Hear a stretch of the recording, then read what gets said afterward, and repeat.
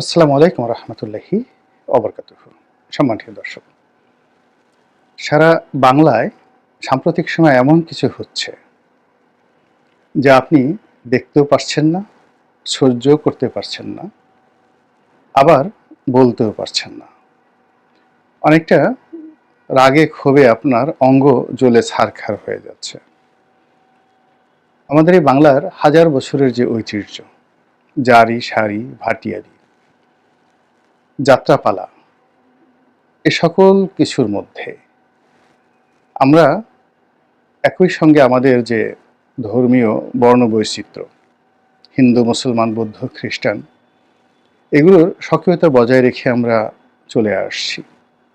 সেই 60-এর দশকে 70-এর দশকে যে সময়টুকু আমি অন্তত দেখেছি, 80-র দশকে এমনকি 90-এর দশকে, কখনোই কোনো হুজুর বা ইমাম সাহেব তিনি যাত্রা গান দেখতে গিয়েছেন, জারি গান শুনতে গিয়েছেন, সারি গান শুনতে গিয়েছেন, এজন্য তাকে মন্দ কথা শুনতে হয়েছে, আমি দেখিনি।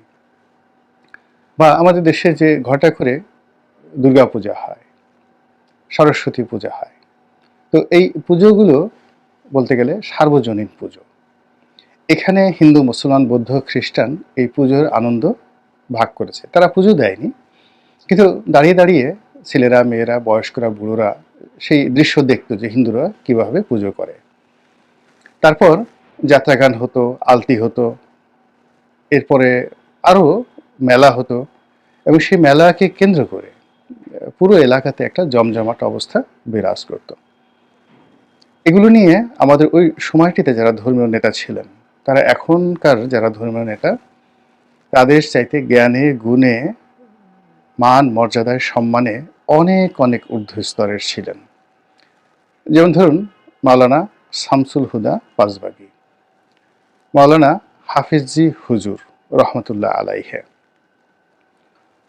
তো ওনাদের মাওলানা আব্দুর রশিদ তর্কবাগীশ, এরকম আরো অনেকের নাম বলতে পারবো, মাওলানা আমিনুল ইসলাম, মাওলানা মহিউদ্দিন খান, তারপর বায়তুল মোকাররমের যে খতিব ছিলেন মাওলানা উবাইদুল্লাহ সাহেব থেকে শুরু করে আরো অনেকে, প্রথিতযশ আলেম, যারা এই জমানার মতো ঠিক ঘুরে ঘুরে ওয়াজ করতেন না, বক্তব্য দিতেন না, কিন্তু তাদের মধ্যে যে আধ্যাত্মিক শক্তি ছিল, লক্ষ লক্ষ মানুষ তাদের মুরিদ ছিলেন, অনুসারী ছিলেন, এবং মন্ত্রমুগ্ধের মতো তাদের কথা শুনতেন। আমরা কখনোই তাদের মুখে নিজের দলের কাউকে কাফের, অন্য দলের কাউকে জাহান্নামী এই ধরনের বক্তব্য দিতে কখনো কোনো অবস্থাতে শুনিনি। এমনকি আমাদের গ্রামে যে হুজুর ছিলেন, যিনি আমাদের সবাইকে আরবি পড়াতেন, এবং সকাল থেকে গভীর রাত পর্যন্ত 12টা-1টা পর্যন্ত ঘুরে ঘুরে বাড়িতে বাড়িতে মিলাদ পড়াতেন, যত রাত হোক বাড়িতে যে কোনো অনুষ্ঠান হলে মিলাদ পড়াতেন। তো তিনি একটা মসজিদে ইমামতি করতেন, মিলাদ পড়াতেন, তারপরে মক্তবে আমাদেরকে আরবি শিক্ষা দিতেন, কৃষিকাজ করতেন, এবং একই সঙ্গে আবার কাপড় বুনতেন, রশিদ মাওলানা। তো এইরকম একজন মানুষ কারোর সাথে জীবনে ঝগড়া করতে দেখিনি, কোনো বিচার নেই, কোনো সালিশ নেই, কারো বিরুদ্ধে কোনো অভিযোগ নেই। তিনি শুধু তার দুনিয়ার কাজ করে যাচ্ছেন, আখিরাতের কাজ করে যাচ্ছেন, আর দিনের শিক্ষা দিয়ে যাচ্ছেন। একেবারে মৃত্যুর শেষ দিন পর্যন্ত কোনোদিন তাকে রাগ হতে দেখিনি। তো এভাবে আমাদের আশেপাশে, আমাদের ফরিদপুর জেলার আশেপাশে সবাইকে একই অবস্থায় দেখেছি। একই রূপ আমি যখন পটুয়াখালীতে গেলাম, গলাচিপাতে গেলাম, উলানিয়া নামক যে জায়গাতে আমরা ছিলাম, সেখানে মসজিদে ইমাম ছিলেন, খতিব ছিলেন, মুয়াজ্জিম ছিলেন। সে 80-র দশকে 70-র দশকে কখনো তাদের কারো বিরুদ্ধে মানে মুখ কালো করে কথা বলেছেন এরকম দৃশ্য দেখিনি। আমাদের উলানিয়াতে যে মসজিদ, সেই মসজিদের ঠিক 10-20 গজ দূরেই মন্দির। তো সেই মন্দিরে পুজো হতো, সন্ধ্যায় শঙ্খধ্বনি হতো বা হচ্ছে এখনো, তারপরে 5 ওয়াক্ত আজান হতো। হিন্দু মুসলমান একই সঙ্গে সেই যুগের পর যুগ ধরে সেখানে বসবাস করেছে, কোনো দিন আমরা বাজে কথা শুনিনি। ওখানে স্পোর্টস হতো, মেয়েদের স্পোর্টস হতো, ছেলেদের স্পোর্টস হতো, এবং বার্ষিক ক্রীড়া প্রতিযোগিতা হতো। সেটা ধরুন গার্লস স্কুল ছিল, গলাচিপাতে গার্লস স্কুল ছিল, সদরপুরে আমি যেখানে ছিলাম সেখানেও গার্লস স্কুল অ্যান্ড কলেজ ছিল এবং আছে। তো কখনো ছেলেরা সেই গার্লস স্কুলের সামনে দিয়ে যেতেন না, কিন্তু যখন স্পোর্টস হতো, মেয়েদের স্পোর্টস হতো, তখন দরজা খুলে দেওয়া হতো, সবাই সেই খেলাধুলা দেখার জন্য মেয়েদের স্কুলে ঢুকতে পারতেন। এবং আমি নিজেও সেই মেয়েদের স্পোর্টসে গিয়ে অনেক বন্ধুবান্ধবকে নিয়ে, শত শত বন্ধুবান্ধব কলেজের, স্কুলের, তারা গিয়ে সেই মেয়েদের স্পোর্টসে আমন্ত্রিত অতিথি হিসেবে সেই স্পোর্টস উপভোগ করেছে 80-র দশকে। কিন্তু এখন হঠাৎ করে কি হলো যে মেয়েদের ফুটবল খেলা এখন খেলতে দেওয়া হবে না, এরপর মাজার ভাঙতে হবে, নাটক করা যাবে না, তারপর যাত্রা গানের কথা তো প্রশ্নই আসে না, এরপর অন্যান্য যে সকল সাহিত্য এবং সংস্কৃতির অনুষ্ঠান রয়েছে সব জায়গাতেই এত ভয়, এত আতঙ্ক এই নতুন বিপ্লবের পরে শুরু হয়েছে, যেটি এই বাংলার মাটি হজম করতে পারছে না। এবং যখন আপনার কোনো একটা বিষয় হজম না হবে, তখন সেখানে যা হবার তাই হবে। আপনার পেট ফুলে যাবে, বমি হবে, আপনি অসুস্থ হয়ে পড়বেন। বাংলারও, আবহমান বাংলার যে সংস্কৃতি আছে, কিংবা এই সংস্কৃতি কি হলো মানুষের যে আচরণ, মানুষ যে আচরণ করে সেটাই মানুষের সংস্কৃতি। এখন এই আচরণের মধ্যে যেমন নামাজ রয়েছে, কালাম রয়েছে, হজ রয়েছে, জাকাত রয়েছে, এটি ধর্মীয় বিধানের সঙ্গে সঙ্গে কিন্তু আমাদের সংস্কৃতির একটা অংশ। ঈদগাহে আমরা যাই, ওয়াজ মাহফিলে আমরা মাহফিল শুনি, এটি কেবল আমরা যে শুনি তা নয়, হাজার হাজার হিন্দুরা কিন্তু সেখানে অংশগ্রহণ করেন। আমি নিজে দেখেছি যে হিন্দুরা গিয়ে সেখানে জিকির করেন, ওই তাহেরি যে জিকির করে না, সেই জিকিরের সঙ্গে পাল্লা দিয়ে হিন্দুরাও কিন্তু সেই মাহফিলে অংশগ্রহণ করে তারা জিকির করে, আল্লাহু আল্লাহু জিকির করে। এটা তাহেরির কথা উদাহরণ দিলাম, কিন্তু আমি আমার নির্বাচনী এলাকাতে যখন মাহফিল হতো এবং সেই মাহফিলে যখন জিকির হতো, আমি দেখেছি যে অনেক সংখ্যক হিন্দু মাঝে মধ্যে আমাকে ওয়াজ করতে হতো। তো সেখানে দেখা গেল যে হাজার হাজার হিন্দু উপস্থিত হতেন, পর্দার আড়ালে মা বোনেরা থাকতেন, তাদের সঙ্গে হিন্দু মহিলারাও থাকতেন, এবং তারাও এই ওয়াজ শুনে, ধর্মীয় বক্তব্য শুনে তারা কাঁদতেন, জিকির করতেন। কিন্তু বিরূপ অবস্থা দেখিনি। কিন্তু এই অবস্থা কি হলো এখন এই বাংলায়, যে বাংলায় কোনো অবস্থাতেই আমরা আমাদের যে স্বাভাবিক আচরণ, আমাদের যে অভ্যাস, যেটিকে আমরা সংস্কৃতি বলি, সেই অভ্যাসের একটি অংশকে উগ্র করে দেওয়া হচ্ছে, আর অপর অংশটিকে কেটে দেওয়া হচ্ছে, ছেড়ে দেওয়া হচ্ছে, বাধা দেওয়া হচ্ছে। এটি পুরো আমাদের জাতিসত্তাকে নষ্ট করে দেবে, এবং এটাই আক্ষরিক অর্থে না বলে রূপক অর্থে বলার চেষ্টা করেছে আজকের এই শিরোনামে। এবার আমাদের যে বিশ্ব ভালোবাসা দিবস শফিক রেহমান সাহেব চালু করেছিলেন, এই বিশ্ব ভালোবাসা দিবসের কি অবস্থা হয়েছে আপনারা সবাই জানেন। এটি নিয়ে আমাদের যারা মৌলবাদের বক্তা, জনক, তাদের বক্তব্য হলো যে এটা একটা বিশ্ব বেহায়া দিবস। ছেলেমেয়েরা রং ঢং করে, অবিবাহিত ছেলেরা মেয়েরা একসাথে হাত ধরাধরি করে ঘুরে, বাসন্তী রঙের শাড়ি পরে তারা ঘোরাফেরা করে, অনেকে পরকীয়া প্রেম করে, অনেকে বিবাহ বহির্ভূত যে সম্পর্কগুলো, সেই সম্পর্কগুলো তারা এই দিনে এসে একেবারে বেহাল্লাপনায় রূপান্তরিত করে। একটা বিষয় এখানে আমরা বলতে চাই, সেটি হলো বিয়ে এরকম একটি সামাজিক স্বীকৃতি, এটি হযরত আদম আলাইহিস সালামের জমানা থেকে কিন্তু এখন অবধি সমাজে রেসপেক্টেড, সম্মানিত হয়ে আসছে। এমন কোনো সমাজ ছিল না, সেটা মহাভারতের যুগ বলেন, বৈদিক যুগ বলেন, কিংবা আয়ামে জাহেলিয়াত বলেন, অথবা আরও মন্দ যে যুগগুলো ছিল, কেবলমাত্র জাজিরাতুল আরব নয়, কেবলমাত্র রাশিয়া নয়, তুরস্ক নয়, সারা দুনিয়াতে, এমনকি সেই যে মায়া সভ্যতা থেকে শুরু করে আফ্রিকার গহীন অরণ্যে ৫,০০০ বছর, ১০,০০০ বছর, যত সময় বলেন, এমনকি চীন দেশে, বিয়ে যে বিষয়টি, এটি সবসময় সম্মানিত ছিল, গৃহীত ছিল, এবং এর কোনো বিকল্প ছিল না, যেটি এখনো নেই। আবার যে বিষয়গুলো আমরা এখন নিন্দা করছি, যেমন পতিতাবৃত্তি, অবাক হয়ে যাবেন যে এটিও পৃথিবীর সেই বিয়ের সাথে সাথে সামঞ্জস্যপূর্ণ, মানে একই সঙ্গে চলেছে।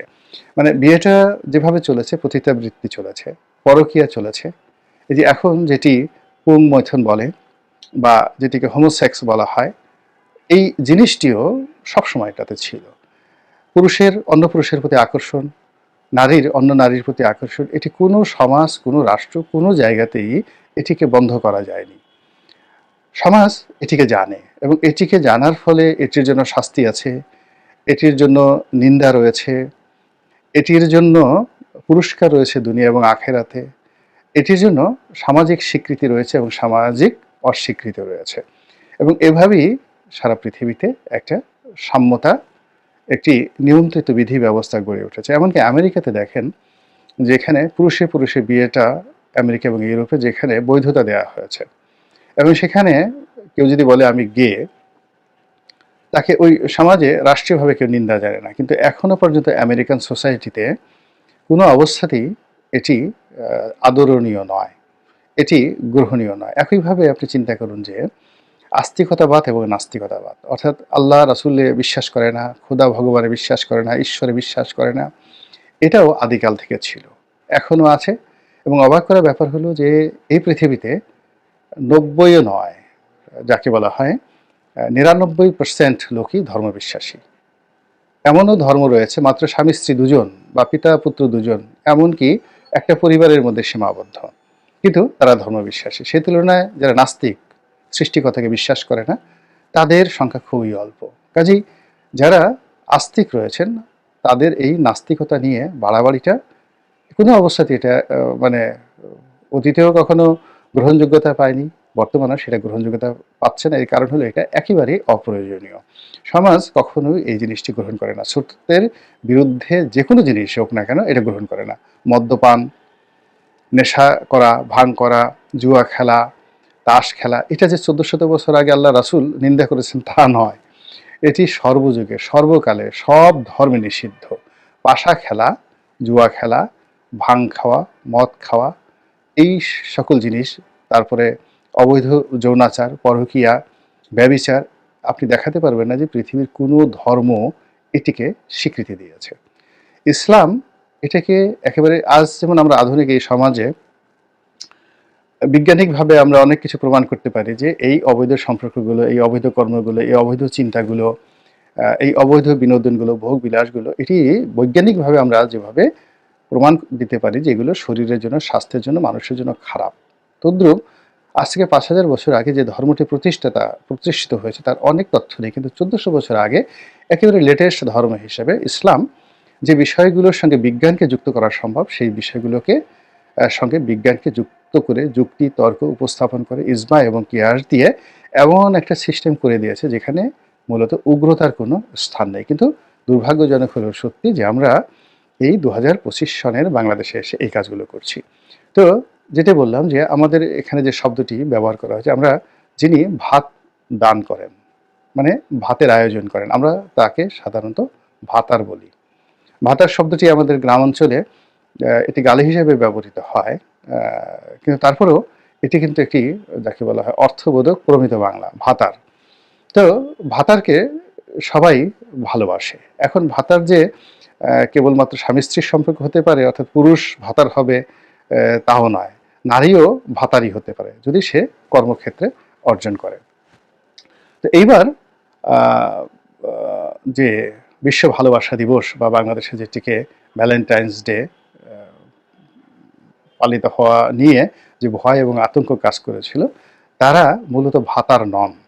তারা মূলত ভাতার নন, অর্থাৎ অভিভাবক নন। তারা কারো স্বামী নন, কিংবা তারা কারো পিতা নন, কারো কন্যা নন, কেউ নন।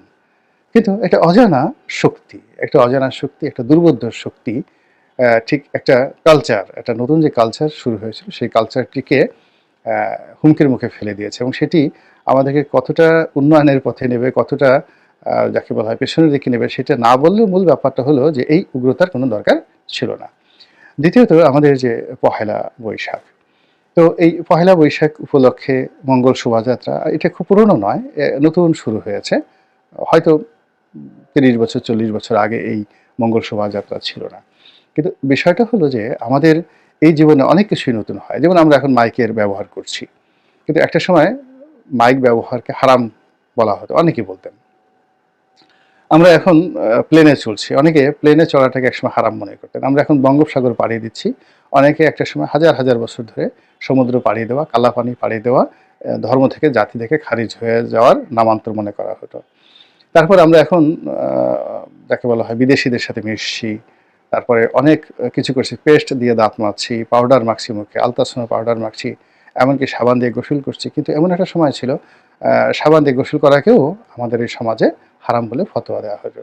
এবং অবাক করার ব্যাপার হলো যে ইসলামের যে সকল নামকরা ব্যক্তি রয়েছে, যেমন ধরুন আল বিরুনি, তারপর ইবনে সিনা, এই নামগুলো শুনলে আমরা এখন খুব শ্রদ্ধা করি না?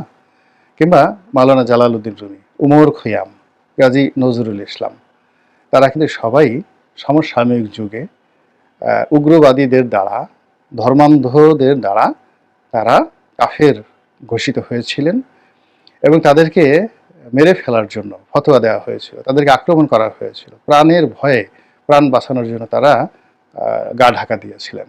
কিন্তু সময়ের বিবর্তনে দেখুন তাদেরকে নিয়ে আমরা এখন গর্ব করি। তো কাজেই এই যে সামনে যে পহেলা বৈশাখ আসছে, সেই পহেলা বৈশাখে আমাদের যে ঐতিহ্যগুলো, রমনার বটমূলে সেই যে গান বাজনা, তারপর পহেলা বৈশাখ উপলক্ষে সারা বাংলায় মেলা এবং পার্বণ শুরু করা, তারপরে পহেলা বৈশাখ উপলক্ষে ইদানিং মানে এই বছর ৩০-৪০ হলো পান্তা ভাত, ইলিশ এবং পান্তা ভাত খাওয়া, এই জিনিসগুলো এমন একটা আনন্দ, যে আনন্দের মধ্যে কোনো গুনাহ নেই, যে আনন্দের মধ্যে কোনো শিরক নেই, কোনো বেদাত নেই, যে আনন্দ কোনো অবস্থাতেই অন্য কারোর জন্য ক্ষতিকর নয়। কিন্তু এই বিষয়গুলো নিয়েও আমাদের এই সমাজে কিন্তু নিদারুণ বাড়াবাড়ি হচ্ছে এবং বাড়াবাড়ি হচ্ছে বিভিন্ন সময়ে। সেই গত ২০-২৫ বছর ধরেই অনেকে এদের বিরুদ্ধে, অর্থাৎ এই ভালোবাসা দিবসের বিরুদ্ধে, তারপরে পহেলা বৈশাখের বিরুদ্ধে নানা রকম কথাবার্তা বলে আসছেন। কিন্তু সরাসরি এগুলোকে বাধা দেওয়ার মতো শক্তি হয়তো তাদের ছিল না। কিন্তু এখন এই সময়টিতে ডক্টর মোহাম্মদ ইউনূসের জমানাতে এই বাধাদানকারীরা যে কোনো সময়ের চাইতে শক্তিশালী, আত্মবিশ্বাসী এবং একই সঙ্গে প্রলয়ঙ্কারী বলবো আমি, অর্থাৎ তারা যে কোনো বিষয় প্রলয় করার ক্ষমতা রাখে। তো সেই বিষয়গুলো নিয়ে সামনে যে পহেলা বৈশাখ আসছে তারা কি করেন, এটাই এখন দেখার বিষয়। মহান আল্লাহ রাব্বুল আলামিন আমাদের সবাইকে হেদায়েত দান করুন এবং হেফাজত করুন। আসসালামু আলাইকুম ওয়া রাহমাতুল্লাহি ওয়া বারাকাতুহু।